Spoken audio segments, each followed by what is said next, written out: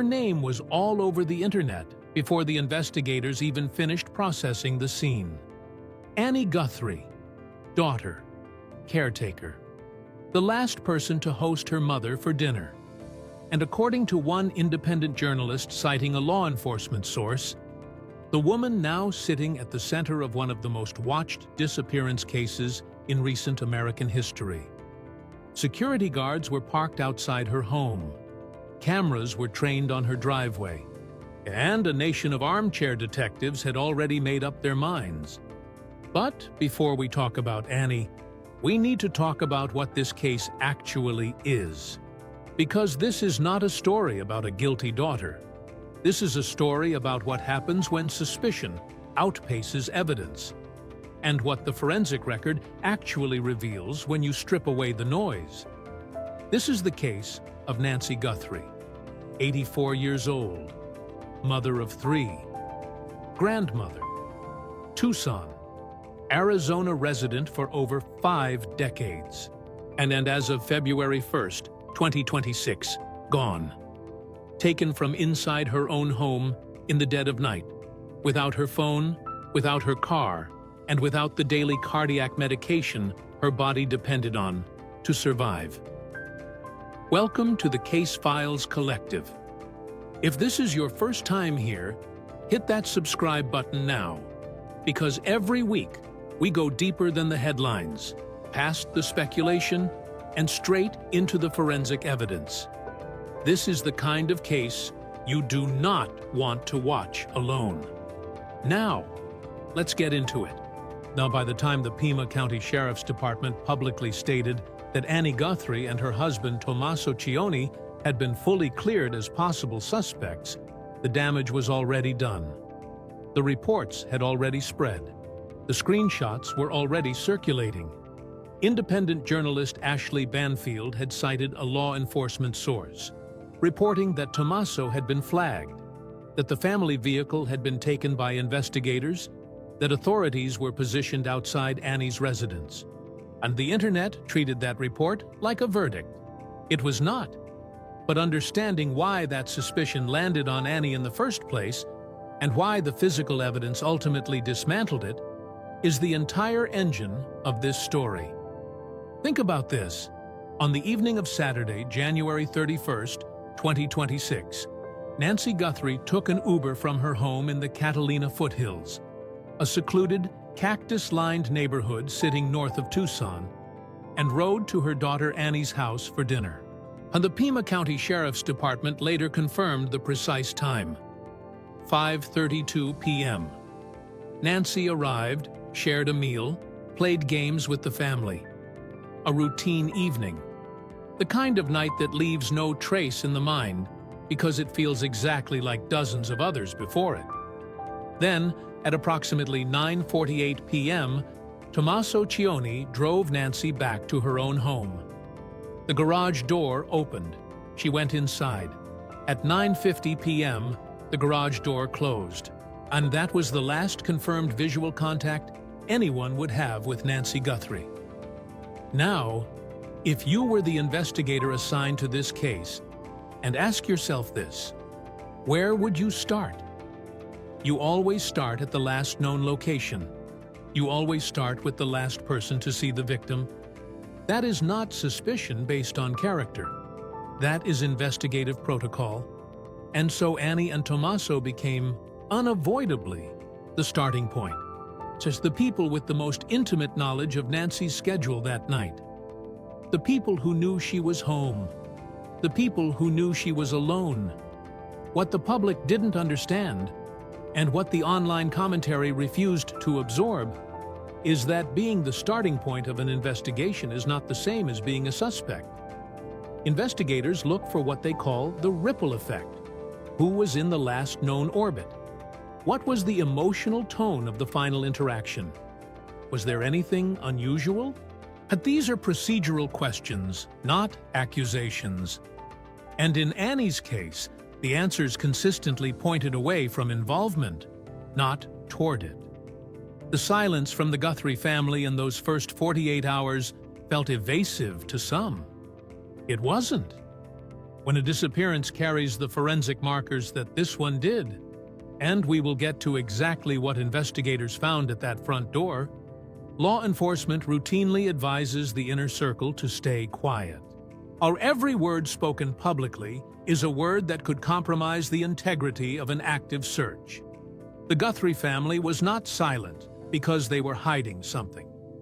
They were silent because the investigators running this case needed them to be. Here is what the record shows. While the internet was debating Annie's guilt, her family had already offered a $10,000 reward. They were cooperating fully with the Silver Alert protocols. And behind closed doors, they were being briefed on forensic details that had not yet been made public. Details that were about to shift this entire case in a direction nobody had predicted. Because at the same time the suspicion was building around the inner circle, forensic investigators were pulling something extraordinary from the back end of a Nest doorbell camera that was supposed to have no usable footage at all. And what they found didn't look anything like a family member. It looked like a predator who had been watching that house for a very long time. But before we get to what the cameras captured, you need to understand what investigators found when they walked through that front door on the morning of February 1st. Because the physical evidence at that threshold changed the legal classification of this case overnight. And it changed everything Annie Guthrie was facing in the court of public opinion. Stay with us. And because what was found at that door is the pivot point of this entire investigation. And it points somewhere the online theorists never expected. To understand why this case became what it became, you have to understand who Nancy Guthrie was before February 1st, 2026. Not the headline, not the missing person poster, the actual woman. Nancy Ellen Long was born on January 27, 1942, in Fort Wright, Kentucky. She attended Catholic schools, graduated from the University of Kentucky, and married Charles Guthrie, a mining engineer whose work carried the family across continents. Savannah was born in Melbourne, Australia, in 1971. By 1975, the family had settled permanently in Tucson, Arizona, into a burnt adobe home nestled in the Catalina foothills. A secluded neighborhood of desert silence, saguaro cactus, and winding roads that go dark the moment the sun drops behind the Santa Catalina Mountains. Then, in June 1988, Charles Guthrie died suddenly of a cardiac event while on a work trip in Mexico. He was 49, Savannah was 16, Nancy was 46, and overnight, she became the sole anchor of a family in free fall. She did not leave Tucson. She went to work at the University of Arizona, built a respected career in public relations, and raised 3 children who would go on to become a broadcast journalist, a poet and jeweler, and a decorated F-16 military pilot. She was, by every factual account, a woman built from durable material. By 2026, Nancy was 84 years old. She had difficulty walking unassisted. She had no cognitive impairment. She remained sharp, active in her church community at St. Andrew's Presbyterian, and deeply involved in her grandchildren's lives. She also depended on a daily prescribed cardiac and pain management regimen, medication that, without access to it, investigators and her family confirmed could become a critical, time-sensitive threat to her survival. On the evening of January 31st, 2026, she sat down to dinner at Annie's home. A routine she had kept many times before. Comfortable, familiar, safe. At 9:50 p.m., her garage door closed behind her. Nobody inside that house was prepared for what the next 4 hours would reveal. Sunday morning in the Catalina foothills is quiet by design. The kind of quiet where you hear your own footsteps on the gravel, where the desert does not announce itself. It simply waits. On the morning of February 1st, 2026, that silence became something else entirely. Every Sunday, without exception, Nancy Guthrie logged onto her virtual church service at St. Andrew's Presbyterian. It was not a suggestion. It was a ritual. The kind a woman keeps the way she keeps her medication schedule. And consistent, reliable, non-negotiable. So when the service began that morning, and Nancy's screen remained dark, the people who knew her best understood immediately that something was wrong. A church contact reached out to the family. Annie drove to her mother's home. What she found when she arrived stopped the morning cold. Nancy's car was in the garage. Her phone was inside the house. On her prescribed cardiac and pain management medication, the regimen investigators would later describe as critical to her survival, sat untouched on the counter. Everything that Nancy Guthrie needed to exist in the world was still inside that house. Nancy Guthrie was not. Annie called 911 at approximately 11 a.m. The Pima County Sheriff's Department responded, and within hours classified the disappearance as suspicious. Given Nancy's age, her medical dependency, and the absence of any voluntary departure indicators, the FBI's Tucson field office was contacted the same day. Federal resources were activated before sunset on February 1st. That escalation was not routine. It was a signal. Investigators do not call in federal support for a standard missing person report. They do it when the evidence at the scene tells them this is something else. And the scene was already telling them exactly that. When forensic personnel approached the entry point of Nancy's home, what they documented was not consistent with a voluntary exit. The front door showed clear signs of mechanical compromise. Evidence, investigators concluded, that the point of entry had been forced from the outside. A white forensic tent was erected. FBI agents moved in methodically, becombing every surface for trace material under portable LED work lights that turned the quiet desert porch into something that looked nothing like a Sunday morning. The search for Nancy Guthrie had officially become a federal investigation. And the front door was only the beginning. Forensic investigators do not guess. They document. Every surface, every threshold, every point of contact between a suspect and a scene gets logged, photographed, and processed before a single conclusion is drawn. Now, and when the team assigned to Nancy Guthrie's home on February 1st, 2026 turned their attention to the front door, what they documented fundamentally changed the direction of this case. The door had been compromised from the outside. The forensic examination revealed evidence consistent with forced mechanical entry.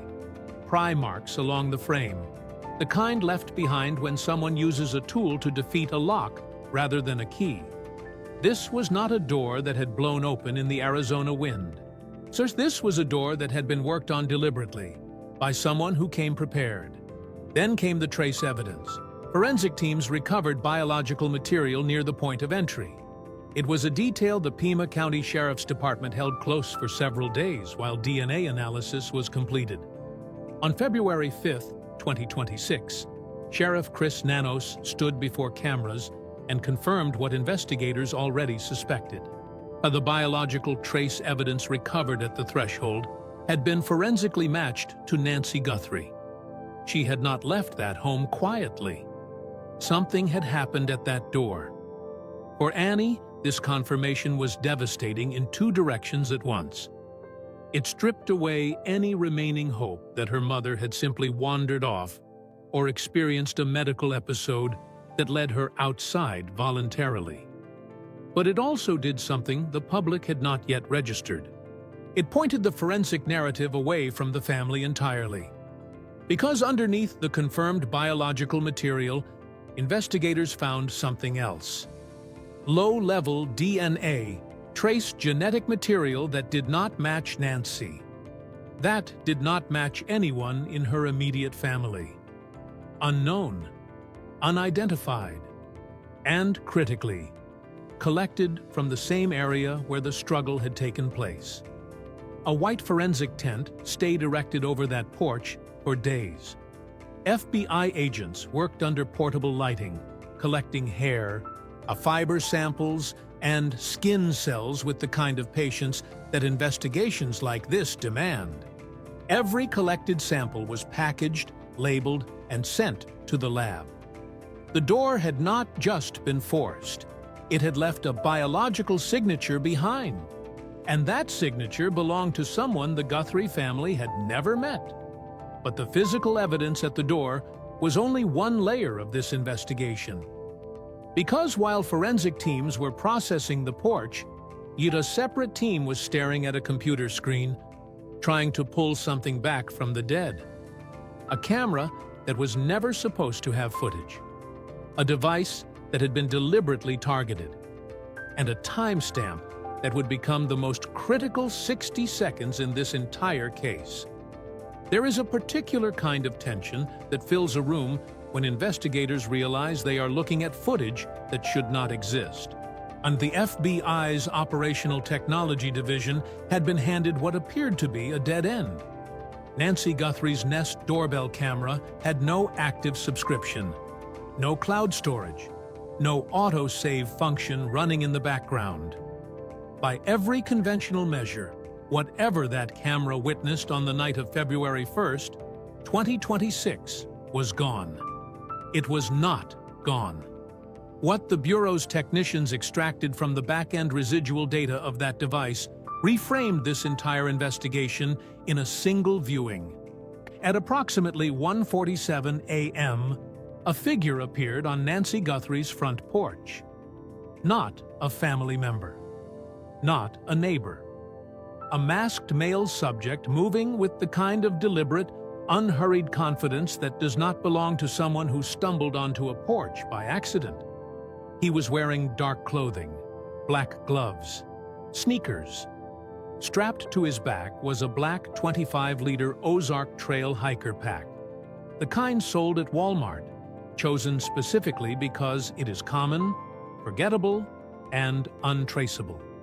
On his person, investigators observed what appeared to be a holstered firearm positioned unusually low on his body. His face was covered, but his movements were not random. He knew exactly where the camera was mounted. He reached out a gloved hand, tampered with the device, and placed foliage from a nearby potted plant directly over the lens. That is not improvisation. That is reconnaissance. The motion sensor registered one final presence at 2:12 a.m., and the video itself was not saved due to the absence of an active subscription, but the metadata was intact. The system had detected something at that door. And then, at 2:28 a.m., Nancy Guthrie's pacemaker application, linked to her iPhone, ceased synchronization entirely. Everything that happened to Nancy Guthrie happened within a 41-minute window, in the dead of an Arizona night. On February 10th, FBI Director Kash Patel released the recovered images publicly. The subject was described as male, at approximately 5 feet 9 inches to 5 feet 10 inches tall, average build, with a visible dark mustache beneath his mask. The Bureau's release was deliberate, a public call for identification wrapped inside a factual briefing.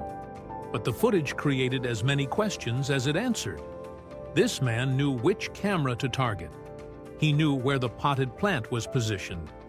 He arrived with tools, with a pack, and with a plan. Ask yourself, that level of preparation does not come from a single drive-by. And someone had studied that house. Someone had mapped it. The question investigators could not yet answer publicly was the one the evidence kept pointing toward. How did he know the layout well enough to move that confidently in complete darkness? And why, even after this footage was released, did the forensic investigation maintain its grip on every thread connected to that final evening, including the vehicle that had carried Nancy home for the last time? The camera had given them a face, partial, masked, and anonymous. But it had given them something more valuable than an image. It had given them a timeline.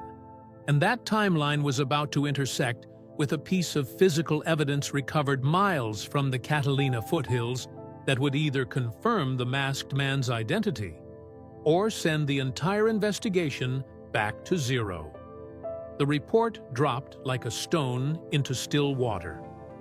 Independent journalist Ashley Banfield, citing a law enforcement source, who stated on air that Tommaso Cioni, Annie Guthrie's husband, the man who had driven Nancy home on the night of January 31st, had been flagged as a possible suspect.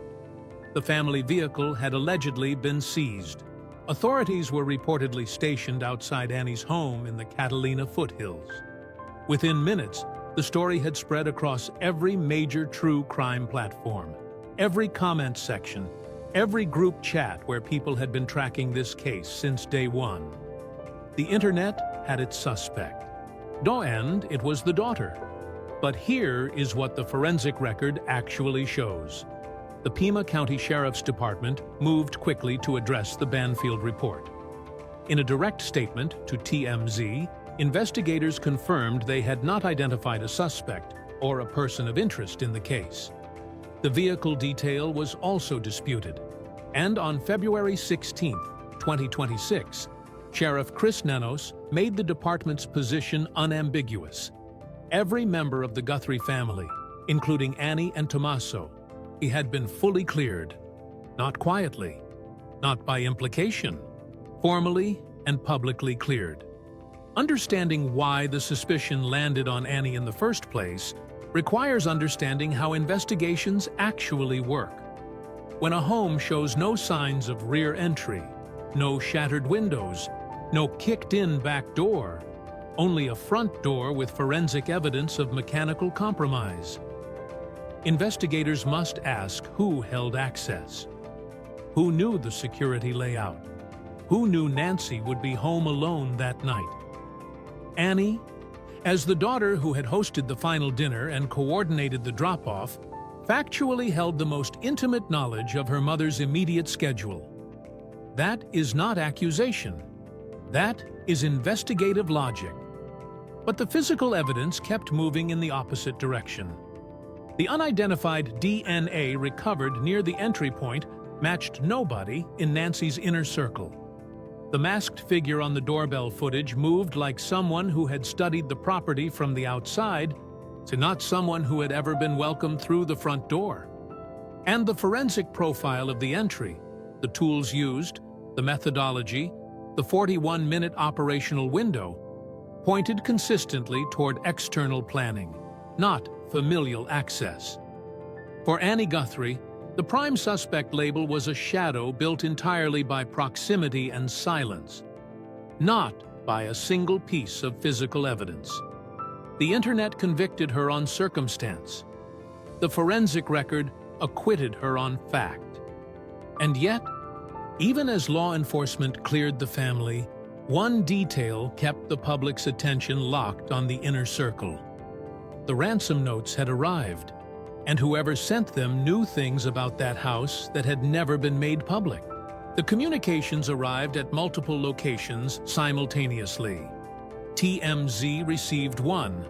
Two Tucson television stations, including local outlet KGUN9, received versions of the same message. And what was inside those notes stopped investigators cold. Not because of the demand itself, because of what the sender already knew. $6 million. Payable in Bitcoin. Due by Monday, February 9th, 2026, at 5 p.m. That number alone was enough to generate headlines. But the detail that shifted the atmosphere inside the Pima County Sheriff's Command Center was not the dollar figure. It was the specificity embedded in the language of the notes themselves. Whoever authored those communications knew what Nancy Guthrie was wearing the night she disappeared. Information that had not been released to the public. Information that existed, at that point, only within the investigation and within the family.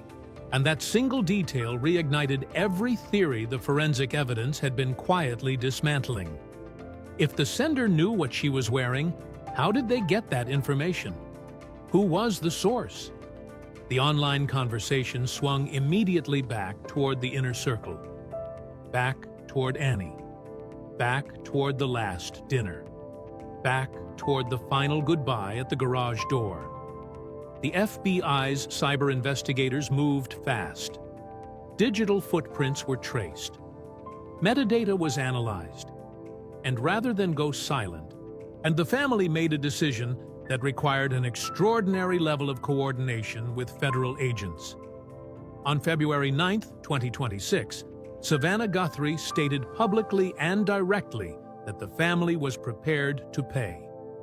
The $6 million transfer was agreed to, not as surrender, but as strategy.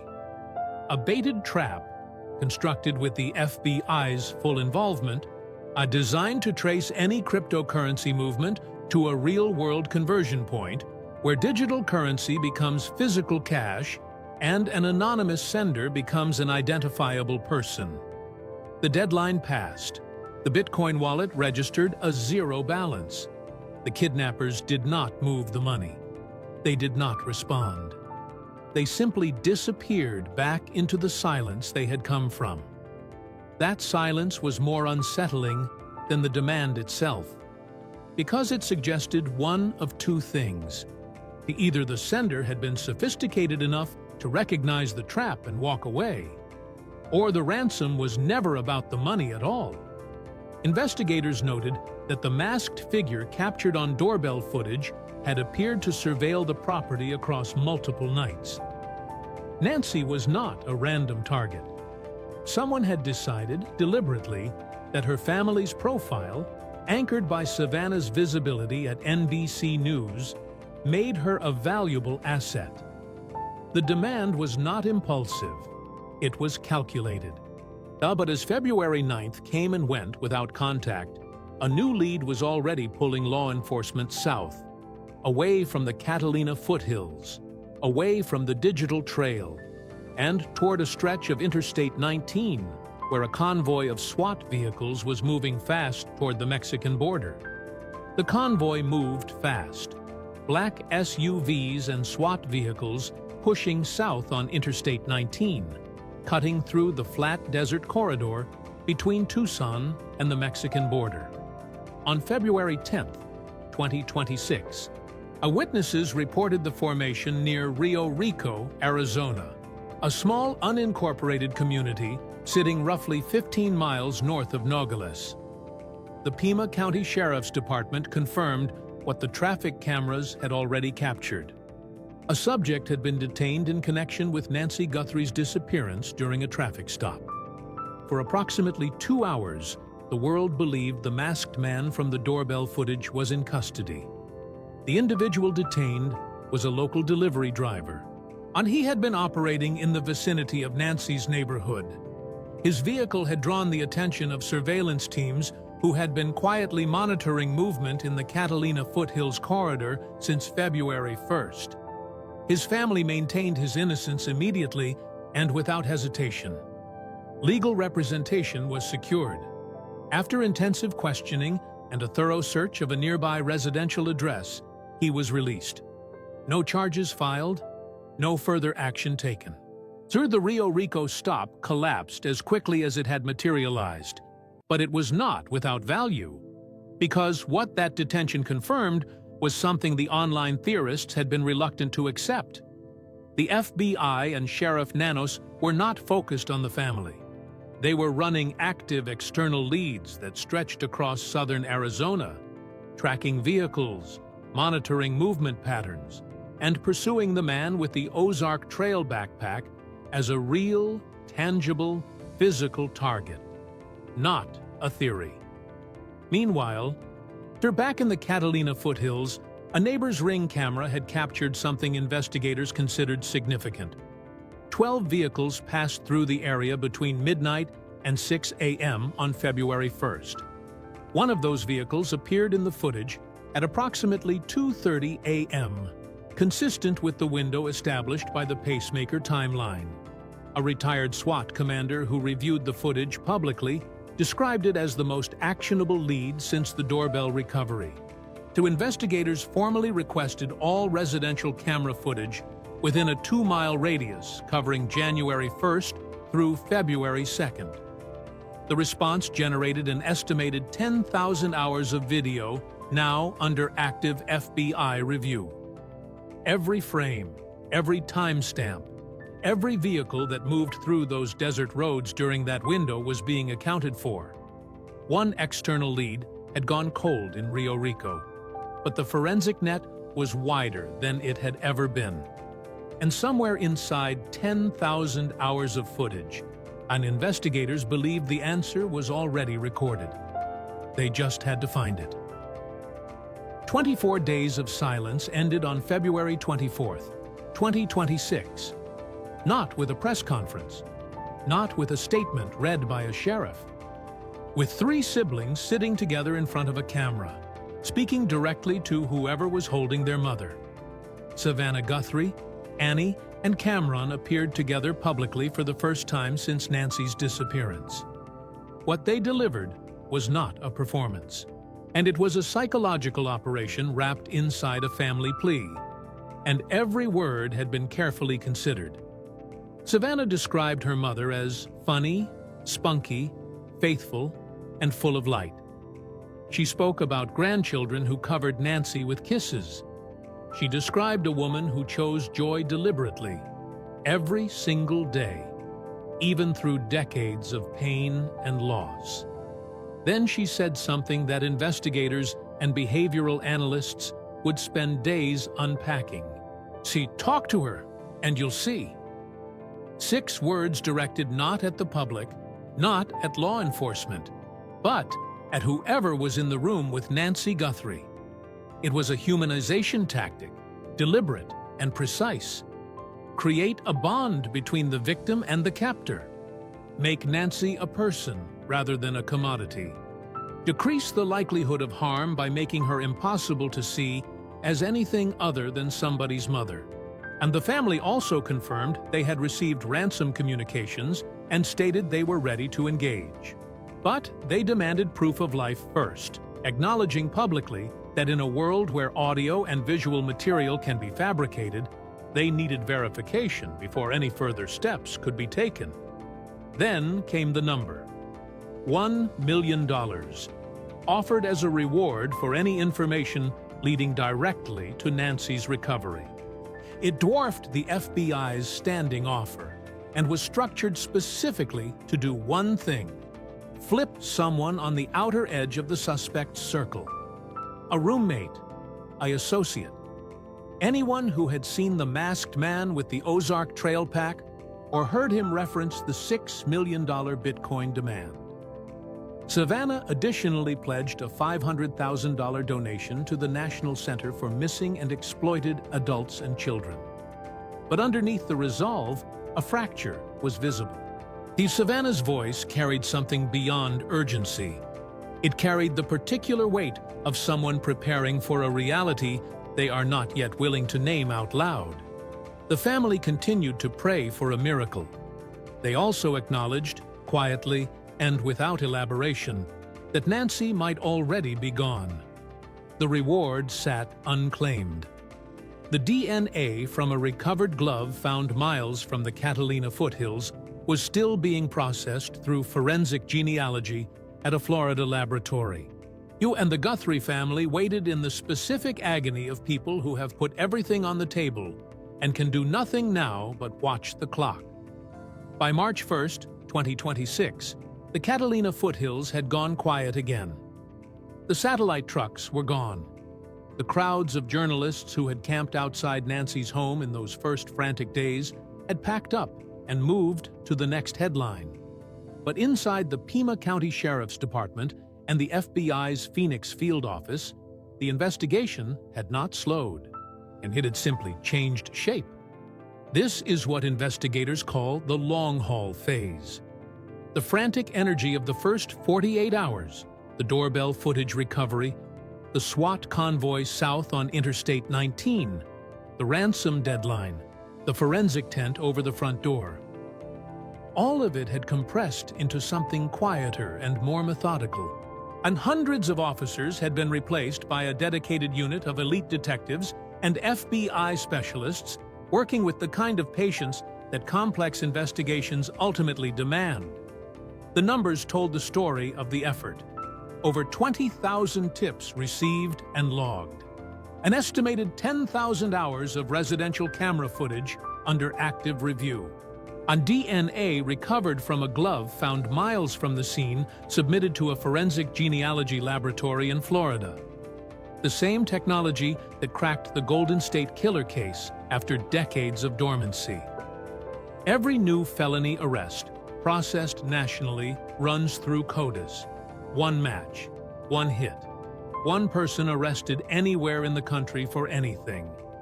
And this case could break open overnight. Sheriff Chris Nanos had been consistent and forceful throughout. Annie Guthrie and her husband Tommaso Cioni were never suspects. The public insinuation of their involvement was, in his words, wrong and cruel. The forensic record supported that position completely. The pry marks on the door, the unidentified DNA at the threshold, the masked figure with the Ozark Trail backpack, the 41-minute operational window. Every physical thread pointed toward an external predator who had studied that house, selected that target, and executed a plan. Annie Guthrie was not the prime suspect. She was the daughter sitting closest to the wound. The $1.2 million combined reward remained unclaimed. The Bitcoin wallet remained at zero. And somewhere in southern Arizona, or beyond it, the man who appeared on that doorbell footage at 1:47 a.m. was still unidentified, still unnamed, still out there. A door was pried, a camera was cut, a pacemaker fell silent at 2:28 a.m., and a family was still waiting for their mother to come home. Only if this case has stayed with you the way it has stayed with us, subscribe to the Case Files Collective. Every week we go deeper than the headlines, past the speculation, and straight into the evidence. Because cases like this one deserve more than a scroll. They deserve attention. Hit subscribe.